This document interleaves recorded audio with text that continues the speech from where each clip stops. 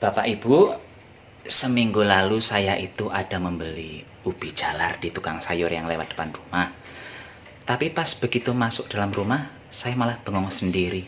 Ini mau diapain ini ubi jalar ini? Lawang kalau cuma dibikin kolak, dibikin biji salak, semua orang Indonesia juga udah tahu menu seperti itu, nggih. Jadi selama seminggu itu si ubi jalarnya tergeletak saja di meja, nggak disentuh, nggak diapa-apain, nggak dibuka dari bungkusnya, karena saya betul-betul nggak ngerti mau dibikin apa. Dan tadi malam pas tiba mau tidur, mak twing, muncul ide, hari ini langsung dieksekusi. Seperti apa ide yang mak twing tadi malam itu? Langsung saja OTW, capcus, nggih? Cus! Untuk membuat menu kali ini, saya sudah menyiapkan ubi jalar. Ini ubi jalarnya cuman 1 ons saja, sedikit banget saya membuat menu kali ini. Dan ini sudah saya rebus, jadi ini sudah dalam keadaan matang dan sudah dingin. Sekarang akan saya hancurkan.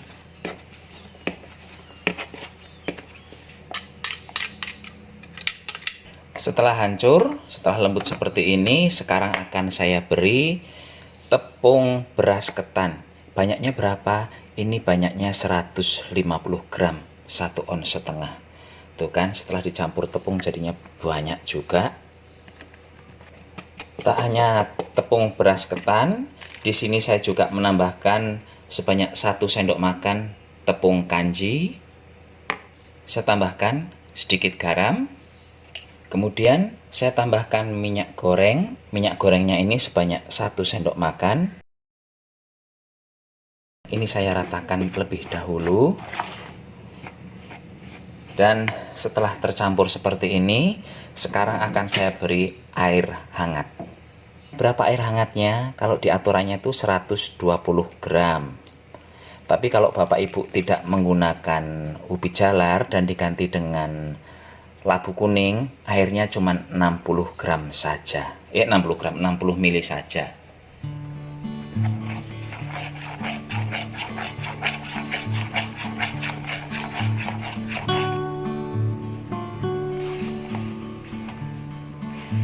Langsung saja Bapak Ibu ini diuleni dengan tangan ya. Tangan saya ini sudah bersih Pak Bu ya, nggak usah khawatir. Kalau Bapak Ibu mau menggunakan sarung tangan biar nggak dibilang kemproh sama netizen, monggo.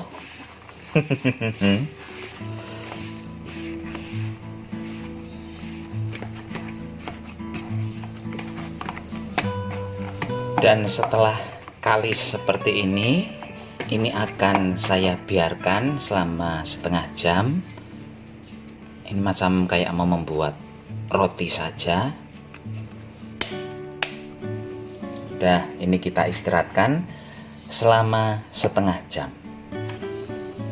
Sambil menunggu adonannya diistirahatkan, sekarang saya akan menyiapkan bahan yang lain dulu, nggih. Di sini saya akan menyisir gula merah. Kalau dari penampilannya ini memang gula merah Bapak Ibu, tapi percayalah ini tuh gula merah Belgedes.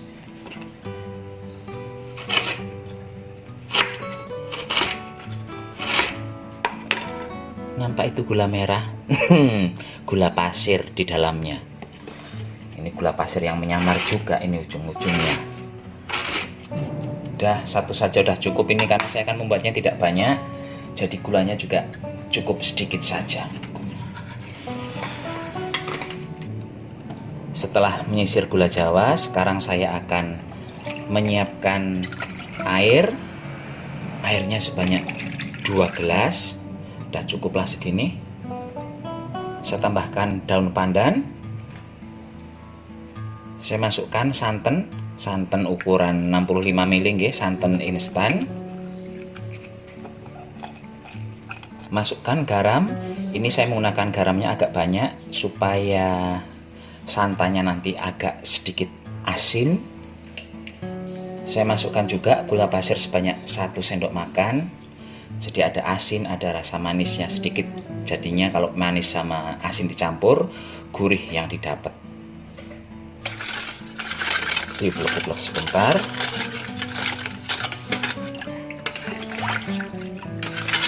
Dan Dan sekarang ini akan saya rebus hingga matang.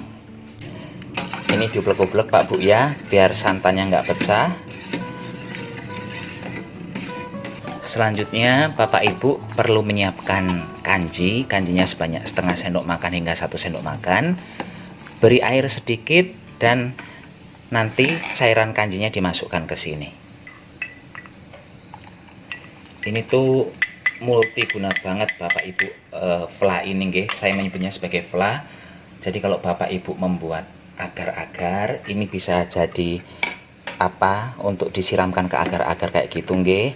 Kalau ngerebus singkong, singkongnya udah mateng, kemudian diberi cairan ini juga, itu bakal enak. Jadi mirip-mirip rebusan singkong ala-ala Thailand.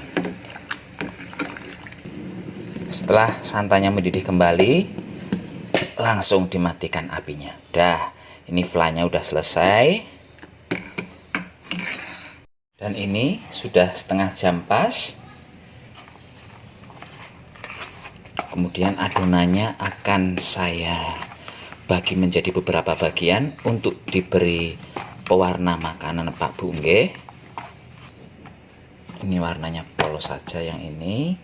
Yang dua ini akan saya beri warna hijau dan kuning karena saya punyanya pewarna makanannya cuman itu. Sekarang saya ngambil sedikit adonan.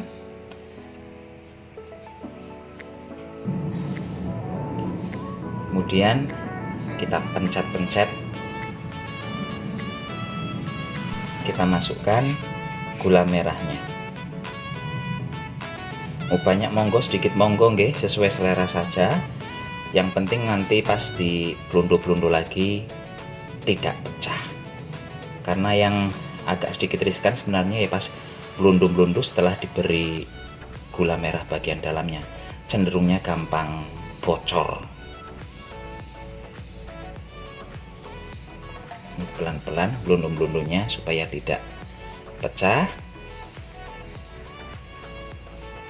Udah, jadinya seperti ini. Ini lakukan terus hingga adonan habis, baik untuk adonan yang warna putih, warna kuning dan warna hijau, sama saja perlakuannya.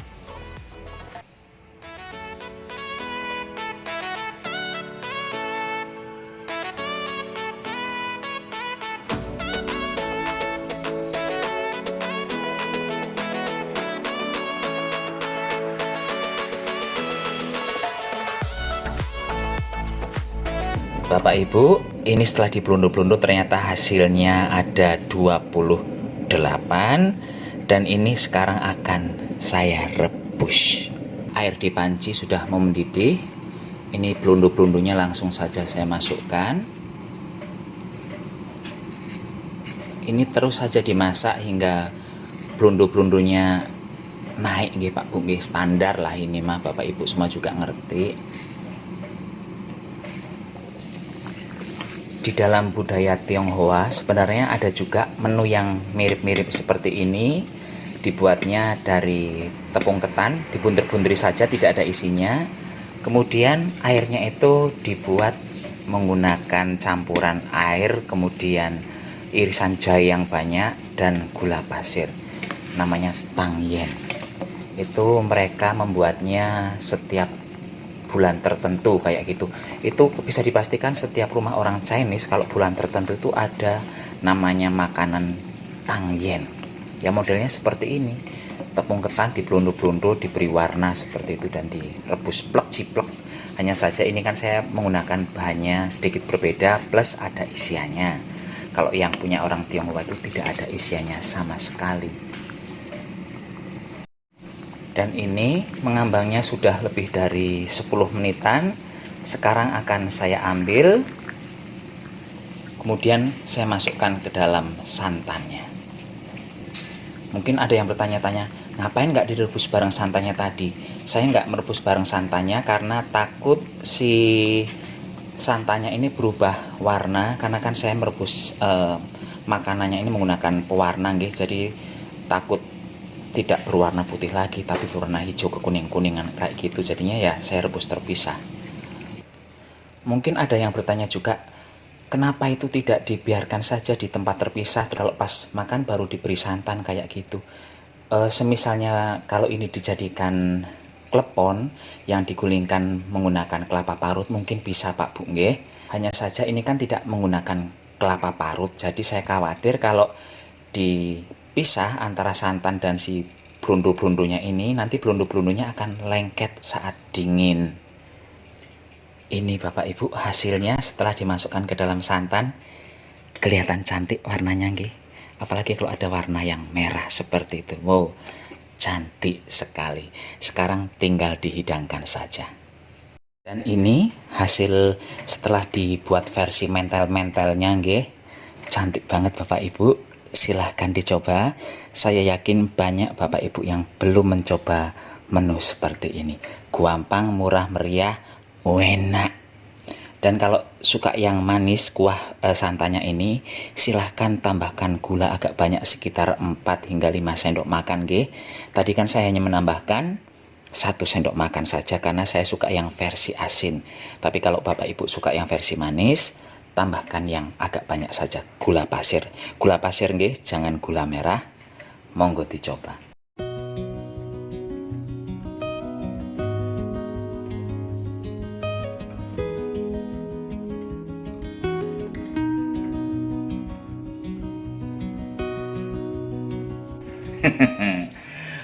Begitu itu ide saya yang makduing tadi malam itu Bapak Ibu. Jadi saya menyebutnya itu mau kayak klepon, ya nggak bisa juga dibilang klepon karena dicampur dengan santan, atau mau dibilang kayak biji salak. Biji salak ini kebanyakan tepung tepung beras ketannya. Pokoknya saya sendiri bingung. Ya udah, nanti soal apa namanya tunggu pas videonya mau terbit saja nggih.